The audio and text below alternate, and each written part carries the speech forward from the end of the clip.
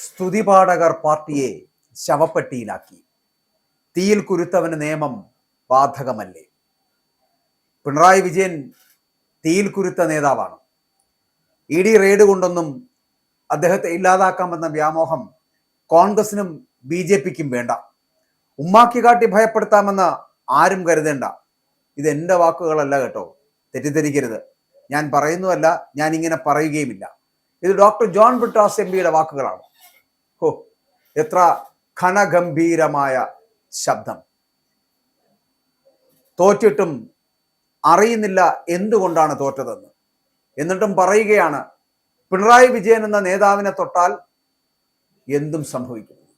സ്തുതിപാഠകർ എല്ലാവരും കൂടി CPM എന്ന് പറയപ്പെടുന്ന പാർട്ടിയെ ശവപ്പെട്ടിയിലാക്കിയിട്ടും മതിയായിട്ടില്ല.